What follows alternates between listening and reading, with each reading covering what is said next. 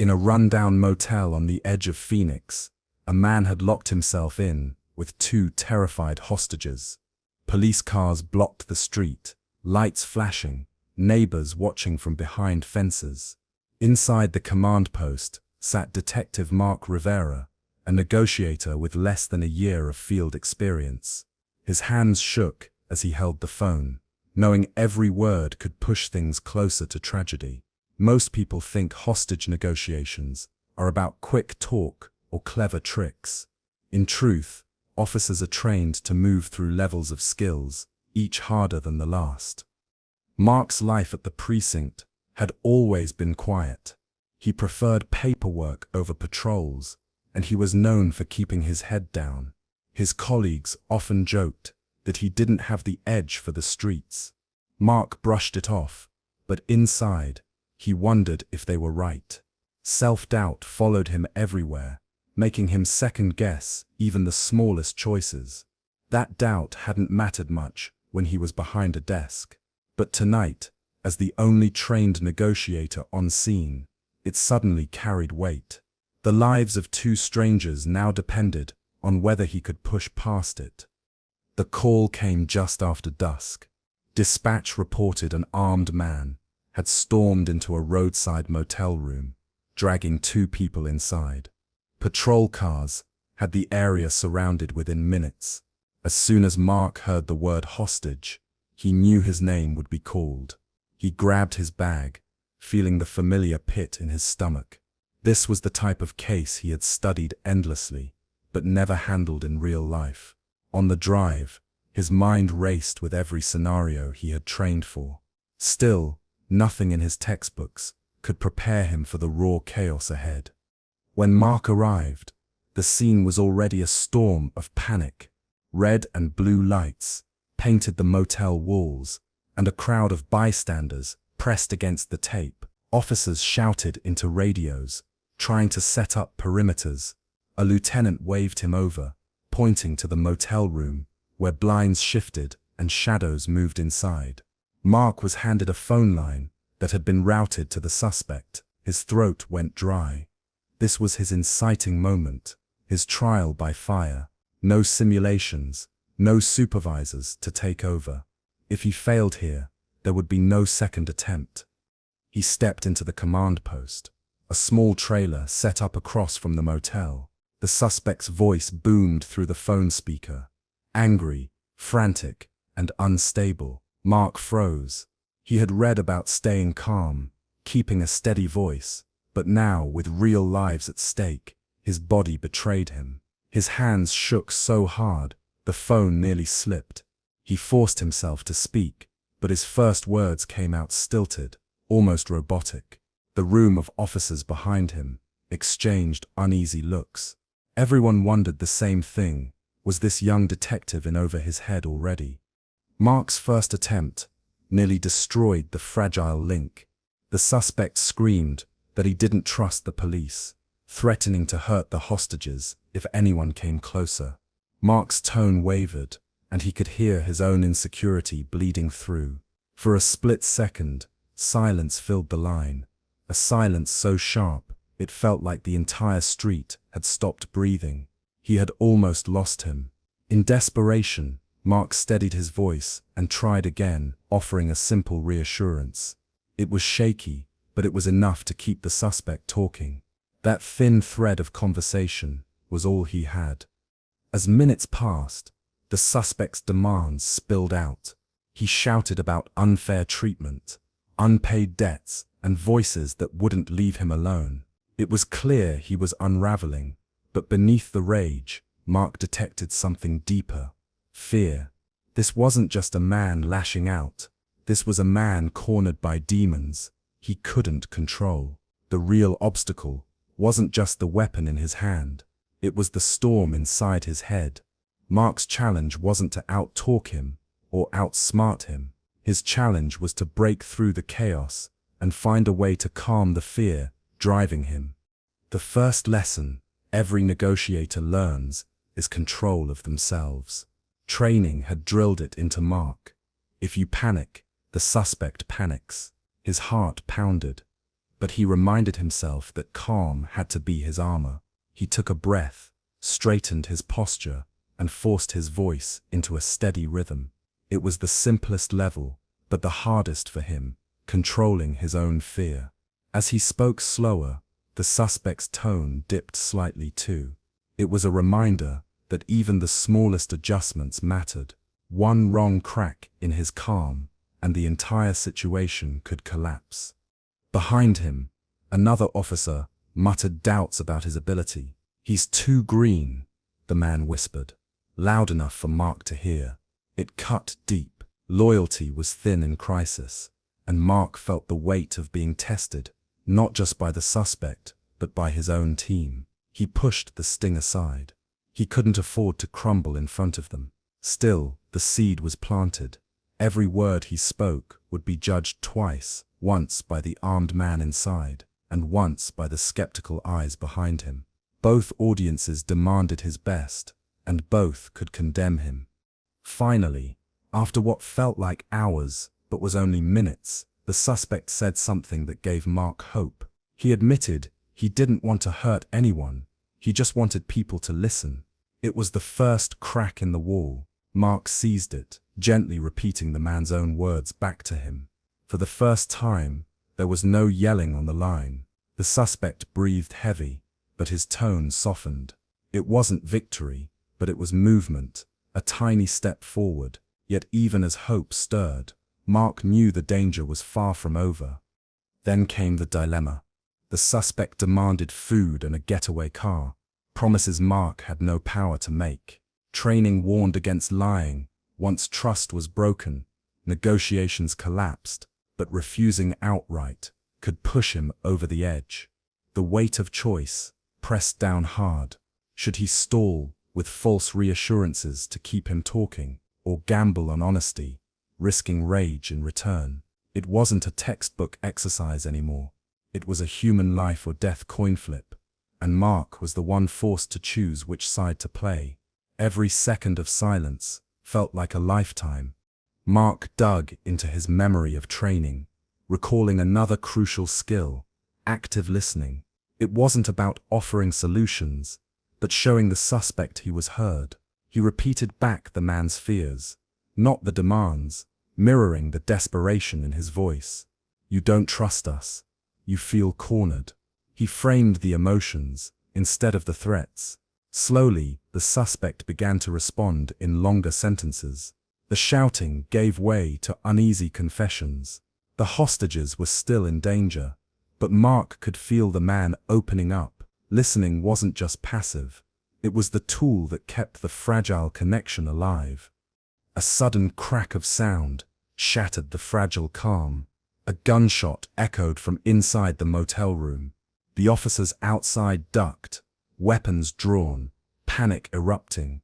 Mark's body froze, his mind screaming to react.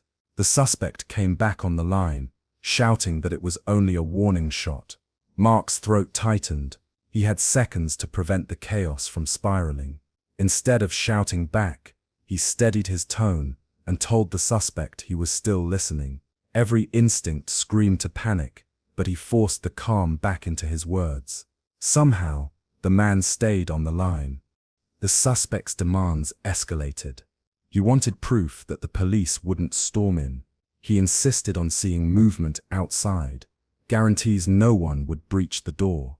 Mark knew he couldn't give it. Command would never agree to it, and the man's paranoia was climbing. For the first time, Mark felt pinned in an impossible corner. If he failed to reassure, violence would follow. If he made promises he couldn't deliver, the betrayal would destroy trust.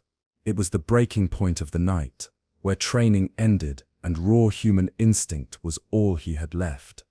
Mark's self-doubt returned with crushing weight. Maybe his colleagues had been right. Maybe he wasn't cut out for this. He imagined the faces of the hostages inside, waiting for a voice to save them, and felt his chest tighten. The thought that his presence could make things worse gnawed at him. His grip on the phone weakened. For a moment, he considered handing it off, letting someone else take over. But deep down, he knew that giving up would not only cost lives, but define him forever. He had to find something stronger than his doubt. Then came betrayal from within. A senior officer, tired of Mark's hesitation, reached for the phone, ready to take control. The move nearly collapsed. Everything.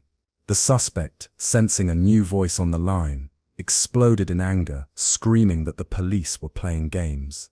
Mark lunged, taking the phone back, desperately smoothing over the damage. The fragile trust he had fought for was seconds from shattering. It was a reminder that not all threats came from the man inside. Sometimes, they came from the very people who were supposed to stand beside you. Digging deep, Mark leaned on empathy, the next level drilled into his training. Instead of circling demands, he shifted to the man's humanity. He spoke about isolation, fear, and the weight of mistakes. He revealed pieces of himself, stories he had never shared with fellow officers, just to show the suspect he wasn't alone. It wasn't scripted, it wasn't clean, but it was real. And for the first time, the suspect stopped yelling. He went quiet, listening. That pause, that fragile silence, was the most powerful response yet. It told Mark he had reached him, however briefly. The moment didn't last. The suspect's tone shifted again, darker, heavier. He claimed one of the hostages was injured, that he couldn't keep control much longer. Mark's pulse spiked. The stakes were higher than ever now. The man wasn't just unstable, he was unraveling in real time. Every second that passed felt like sand slipping through an hourglass. Mark forced himself to remember that empathy wasn't weakness. It was leverage. He pressed gently, asking about the hostage's condition, offering small reassurances. But his mind kept flashing to the possibility that he was already too late. Then came the false resolution.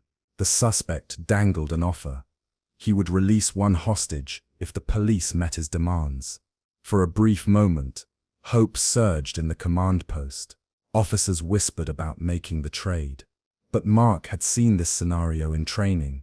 When the suspect feels in control, the danger can spike.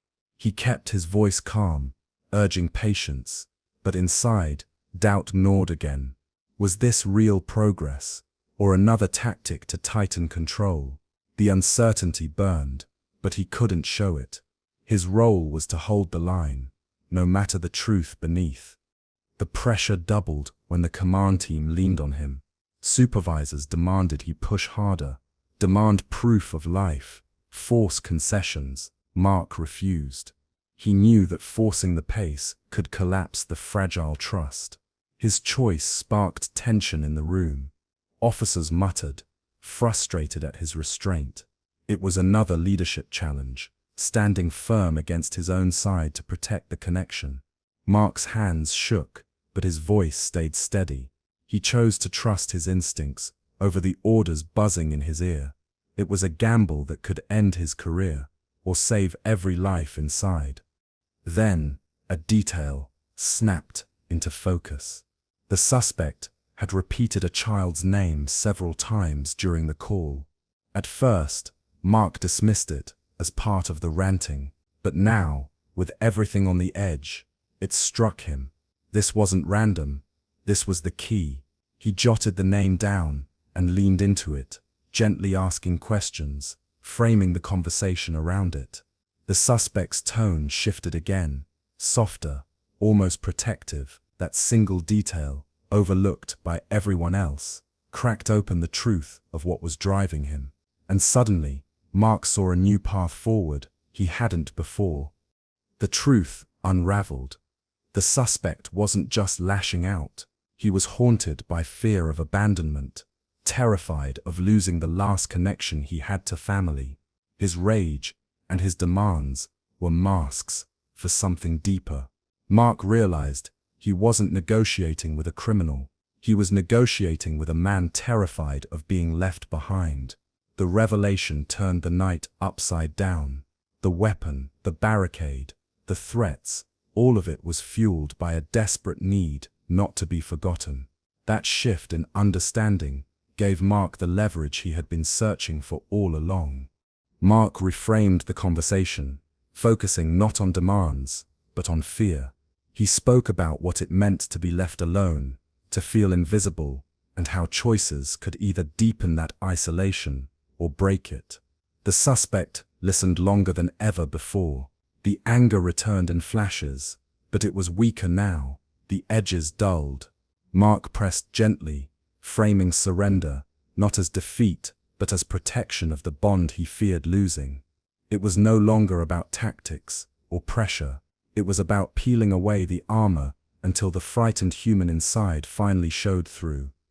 The hostages' voices suddenly echoed through the line, shouting in desperation. For the first time, they broke through the suspect's control. The sound cracked, the illusion of power he had tried to build. Officers outside shifted, readying to move, but Mark motioned them back. He knew pressing now could shatter everything. Instead, he leaned harder into the fear he had uncovered, drawing out the truth. The suspect wavered, his threats less convincing, his control slipping. The balance of power had shifted, not through force, but through the careful unraveling of his own defenses. The breakthrough came not from strategy, but from Mark's flaw itself. His self-doubt, the very weakness that had haunted him, became his greatest strength. Unlike others who might have pressed with arrogance or force, Mark's humility made him patient enough to truly listen. He didn't push his own ego into the conversation. He allowed silence, allowed vulnerability. That humility created trust where none should have existed. What had always been a burden suddenly became the reason the suspect felt understood. In that moment, Mark realized his flaw wasn't a curse. It was the bridge that saved lives. The climax hit when Mark urged the suspect to put down his weapon. The man hesitated, the sound of movement inside tense and heavy. Every officer outside gripped their rifles, waiting for the crack of violence. Mark pushed gently, reminding him of the name, reminding him of the fear that had driven it all. For long seconds, silence hung heavy. Then a dull thud echoed, a gun hitting the floor. Relief swept through the command post, but no one moved yet. The test wasn't over. Mark still had to keep the man calm until the door opened. The hostages stumbled out first, pale and shaken but alive. Officers rushed them to safety, but Mark's job wasn't finished. He stayed on the phone, speaking calmly into the quiet, refusing to let silence turn to panic. The suspect hadn't surrendered yet.